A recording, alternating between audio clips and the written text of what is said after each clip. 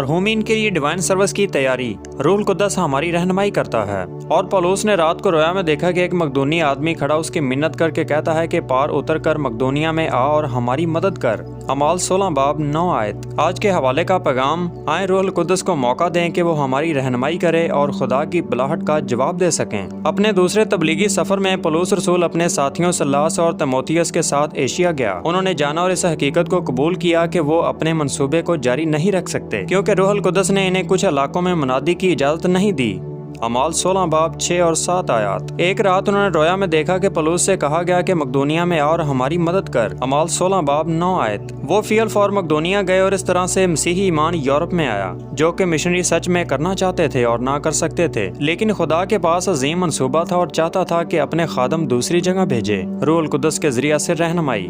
میرے عزیزو، ہم الہی زندگیوں کے خود ذمہ دار ہیں اور اپنے علم کے مطابق بہترین فیصلے کرتے ہیں۔ اگر ہم عقل مند ہیں تو ہم خدا سے مدد مانگیں گے کہ وہ فیصلہ سازی کرنے میں ہماری مدد کرے۔ تو ہمیں ضرورت ہے کہ ہم خدا کی مرضی کو جانیں اور اس کے مطابق عمل کریں۔ آئیں روح القدس سے حکمت اور رہنمائی مانگیں۔ ضروری ہدایت ہمیں روح القدس سے دے دی گئی ہے، خاص طور پر ڈیوائن سروس میں جب ہم اس سے آگاہ کیے جاتے ہیں کہ خدا ہمیشہ ہماری خواہشات کے مطابق کام نہیں کرتا۔ ہمیں یہ یقین دہانی کرائی جاتی ہے کہ خدا ہمیں بچانا چاہتا ہے، وہ دکھوں تکلیفوں میں ہماری حفاظت کرتا ہے اگر ہم اس سے مخلصانہ دعا کرتے ہیں۔ پولس اور اس کے ساتھیوں کی طرح ہمیں بھی یہ تجربہ ہوا ہے کہ ہمارے منصوبے بعض اوقات آڑے اور ترچھے ہوتے ہیں، اور ہم سمجھتے ہیں کہ ہو سکتا ہے کہ یہ زیادہ بڑے اور خاص مقصد کو حاصل کرنے کو ممکن بنا سکتے ہیں۔ ہم خدا کی بلاہٹ کا جواب دیتے ہیں۔ جب ہم روح القدس کی رہنمائی پر ایمان رکھتے ہیں تو ہم خدا کی بلاہٹ کو بھی سنتے ہیں۔ خدا نے ہمیں الہی رفاقت میں بلایا ہے اور ہم الہی زندگیوں کو مسیح میں تعمیر کرتے ہیں۔ اس کا یہ مطلب نہیں کہ سب کچھ ہمارے چوگرد گھوم رہا ہے اور وہ سب جس کی ہمیں ضرورت ہے اور جس کے لیے ہم فکر مند ہیں، صرف نجات کے لیے نہیں بلکہ تمام لوگوں کے لیے، زندوں اور مردوں دونوں کے لیے، کہ مسیح کے وسیلہ سے بچائے جائیں۔ مرحومین کے لیے ڈیوائن سروس سے پیشتر آئیں، خصوصی طور پر ان کے لیے سوچیں جن کو اپنی پوری زندگی میں ساکرامنٹ لینے کا موقع نہیں ملا اور وہ جنہیں یسوع مسیح پر ایمان لانے کا موقع نہیں ملا۔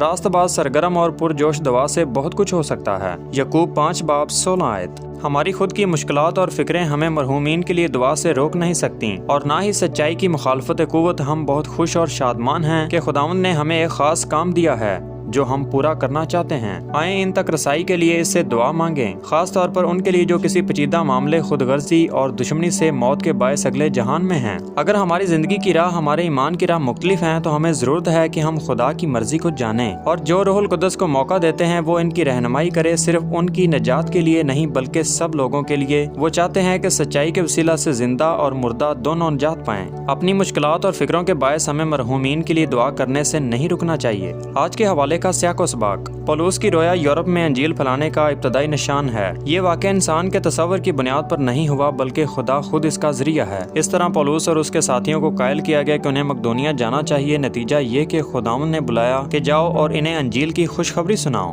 اعمال 16 باب 9 سے 10 آیات۔ پہلی شخصیت جس نے پولس کی تعلیم کا جواب دیا اور یورپ میں یسوع پر ایمان لائی وہ ایک عورت تھی جس کا نام لودیا تھا، اور وہ ارغوانی کپڑوں کی تجارت کرتی تھی، اور آگے چل کر اس کے گھر سے کلیسیا وجود میں آئی۔ اعمال 16 باب 14 اور 15 آیات۔ مسیح میں میرے عزیزو، خداوند کے اس کلام کے پڑھے اور سنے جانے پر خدا ہم سب کو بہت بڑی برکت دے، آمین۔